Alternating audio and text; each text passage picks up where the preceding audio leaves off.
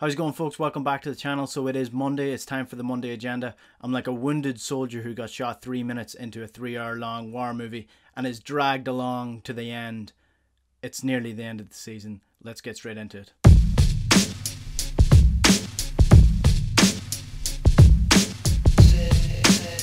On today's Monday agenda, I'm talking about the Player of the Year. I'm going to be using the selections that Celtic have given us on their website. I'm talking about the British Super League, the story that broke after the collapse of the Super League last week, and I'm talking about the final derby of the season. If you want to get involved in the conversation, just drop me a comment below. I'll try to get back to everyone, and subscribe to the channel if you haven't already. It really helps the channel grow. I'm nearly at 2,000 subscribers, so I really would like to get there before this summer. So let's get straight into it. So let's start with Player of the Year. It seems a bit odd that we're choosing the Player of the Year, but it has to be done anyway because sponsors and all that there. So I'm going to be reading these off the Celtic website. These are the selections that Celtic have given us. So Christopher Ajer is up first. The rampaging defender has starred at both centre half and right back this season, and he has played multiple positions for Celtic this year. Ryan Christie is up next. He has weighed in with some spectacular strikes for both club and country. I don't know what the country has to do with being Celtic Player of the Year, but let's move on to Scott Brown. Captain, leader, legend, has led from the front again this season. Well, he actually led from the base of a diamond as opposed to leading from the front. David Turnbull, the new signing, the midfielder, has enjoyed an impressive debut season for the Hoops, as he has. Moyel Yunusi, the skillful attacker, has enjoyed another successful loan spell. Callum McGregor, the playmaker, has again been a vital cog in the boys' midfield. And Odsonne Edouard, French Eddie, has weighed in with some vital strikes again this year. So let's start with Christopher Ajer.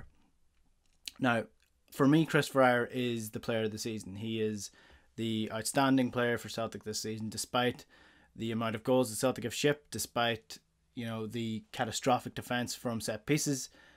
I do think Christopher Ajer is the best player that Celtic currently have in the team.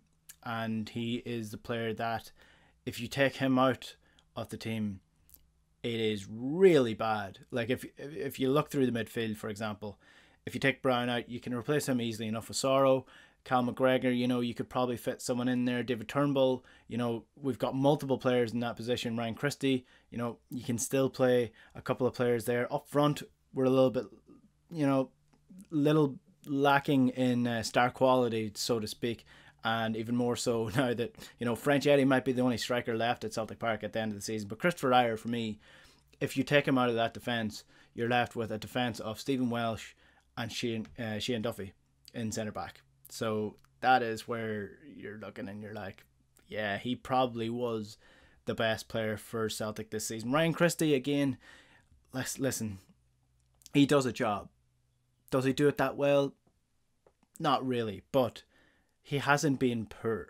He hasn't been bad.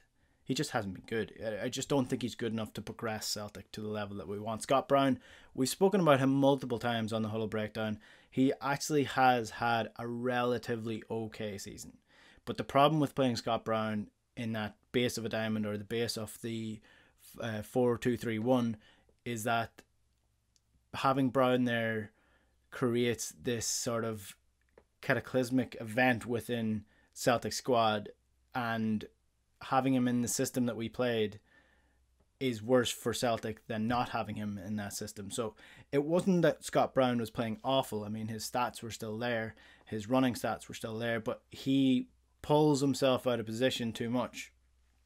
And then with the fullbacks going up too far, that causes issues at the back. And then it also causes issues. For example, let's just use the last Rangers game. When Scott Brown jumped in there, he left a massive gap in behind him for Rangers to run into because Laxalt was too far forward. He was exposed, and the goal happened. So that's the problem with having Scott Brown in there. So it's his last season. He might get it just for the sympathy vote. David Turnbull has actually been good. Again, yes, he actually has been good. So that's where you could also make the argument where he gets it as opposed to Christopher Ajer or someone else getting it. Because David Turnbull has actually had a really good season. And the problem with it, and the frustration that many Celtic fans will have, including me, is that it took until, was it December, to really get him into the team. And you're like, where was this? Where was this at the start of the season?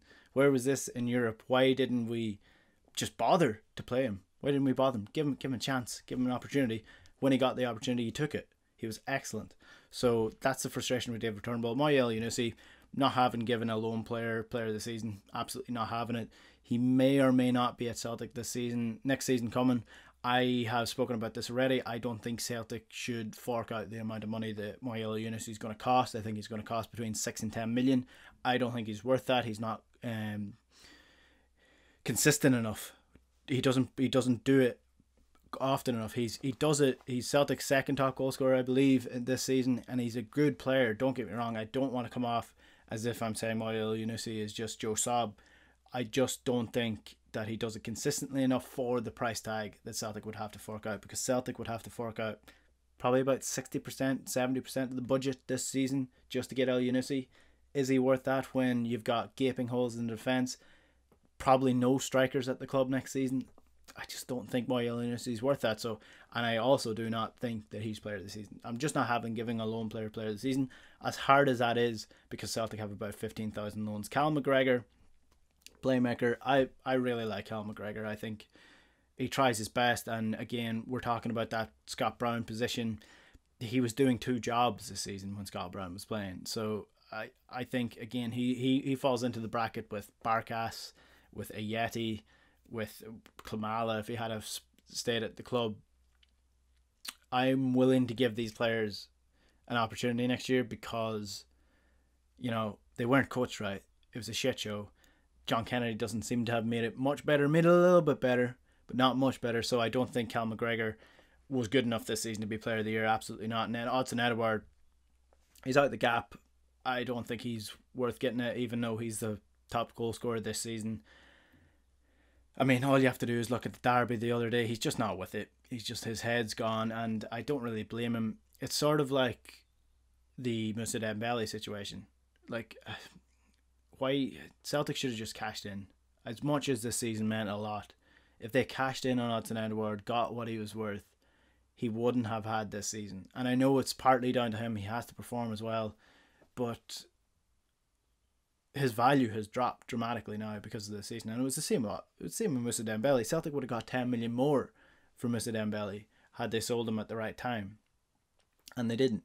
And this is where we're getting to the situations where we're talking about on the Huddle Breakdown about the bad decision making and the lack of real authority within the club. Who's making the decisions? Why are they coming to that decision? And hopefully over the next couple of weeks we'll start to get a team together that there's a bit of accountability for this situation, because you need to ask why Celtic aren't spending or selling these players at their peak value.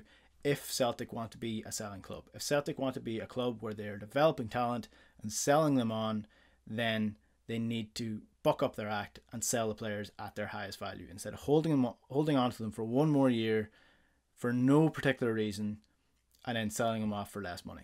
Let's move on to the British Super League. This is a story I'm not sure how true it actually is, but it came about last week when the Super League collapsed and people were sort of throwing the idea out there that a British Super League would work. Celtic Rangers would be part of that, and they would move out of the Scottish League and into the Premier League, and it would be an 18-team league for the bigger clubs. There's a couple of reasons why this wouldn't work, and I spoke about this on Off the Ball. You might have seen the clip going about what this would do to Scottish football. And I think over the last couple of years, if you offered me this when I was a little bit younger, 10 years ago, I would have been like, yes, absolutely, Celtic should join the Premier League. They're bigger clubs and they deserve to be there, and it would be brilliant for English football. But now I see the other side of it, because I've gotten a lot more into the League of Ireland, which is a really small league that struggles at times with good talent going over to England, and I just think that's what the Scottish League would become if Celtic and Rangers dropped out of it. It would give opportunities to the likes of Aberdeen and Hibs and St Johnstone and St Mirren to develop and fight for a league title that they haven't won in years and probably can't do because of the monopoly stranglehold of money that Celtic and Rangers have over the league. But it would also destroy the integrity of it. The SPFL wouldn't allow it, first of all, because of the amount of money that Celtic and Rangers bring in, and it would fall down the pecking order. The only way that I see a British Super League working would be if they took the Scottish League in its entirety and took it over and became a massive British Super League, and Celtic and Rangers went to a higher echelon, and then the rest of the clubs were around about Championship League 1 level and fought it out like that, sort of like conferences, and then that's how it would work. But I'm not sure how popular that idea would. I'm not sure how popular the idea of Celtic and Rangers jumping ahead of the queue for the likes of, say, Norwich or Watford, who are back in the Premier League now, and Celtic and Rangers taking their place. I'm not sure how well they would take that, but I mean, that's what the idea was. And outside of that, we have to think about, and I mentioned this as well when I was talking about the Super League, because I said this is dangerous for Celtic and Rangers and we should do everything to oppose it. Even if Celtic and Rangers are against this, the owners may take the decision that this is a brilliant idea and we should definitely cash in on this right now. But I just don't think it's the right thing to do at this point. And I would rather Celtic, sort of like the idea of the Super League, where the likes of Everton or Tottenham, or, well, Tottenham are actually in it, so Everton or Leeds or whoever is in and around the Europa League spots, Champions League spots, that if they get their house in order, they can fight for Champions League football and they deserve to be there. It's the same for Celtic. I think I would rather Celtic got their house in order, got a good coaching staff in there, got a good scouting system in there, and earned the right to play in Europe, earned the right to play the bigger teams, than for them to be plucked out of the Scottish League and put into the English League just because of who they are. I would rather they earned the right to play against the bigger teams, did it themselves, and built something themselves, rather than this idea that they're entitled to something, because they're not. They are not entitled to anything. You have to earn it. Celtic and Rangers did not get this big by just being Celtic and Rangers. They got this big by earning it through decades of dominance in the Scottish League. Decades. And I know they had extra money, but that extra money comes from somewhere. So they've earned the right to be the size of the clubs that they are. So they need to continue to earn that right to be within Europe and be playing against the bigger sides and be a super club in Scotland and continue to be this massive pull worldwide. So that's where I stand on the idea of a British Super League. But that is a contentious one, so do let me know in the comments below what you actually think about that.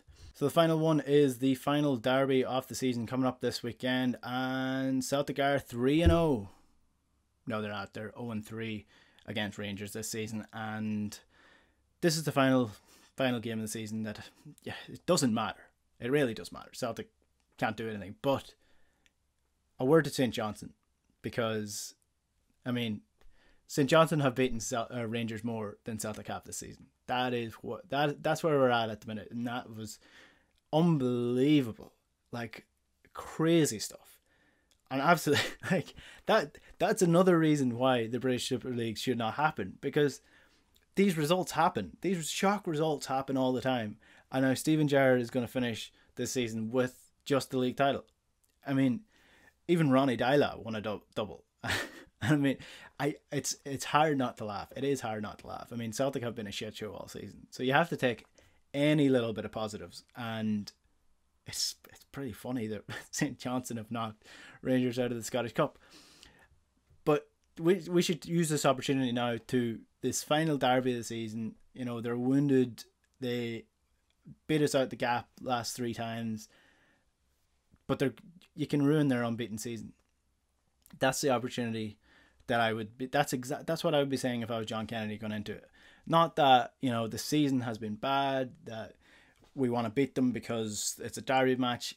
We should be using that invincible season as a reason to beat Rangers this weekend. Because if Rangers finish this season with just the league title, they haven't gone invincible, they haven't won a double, they haven't won a treble, then all these players that have done that, Ayer, Edouard, whatever, and people can say they don't care about these things, but they do. That's the reason they're in football.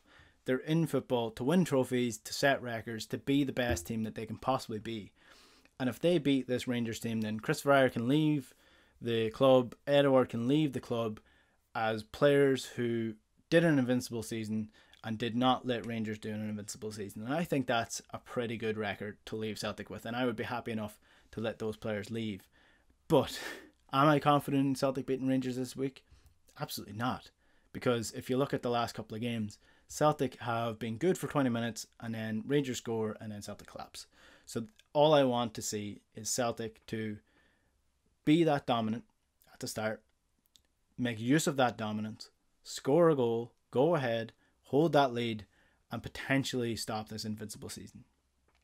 That's all I want. That's all I ask for at this stage of the season. With no trophies, with no Europe, with the season it's been in, just beat them once. That's all I ask. Is that difficult? I don't know. How do you think the derby is going to go? What do you think of the British Super League? What do you think of the Player of the Year? Let me know in the comments below. Subscribe to the channel if you haven't already. We'll chat to you later.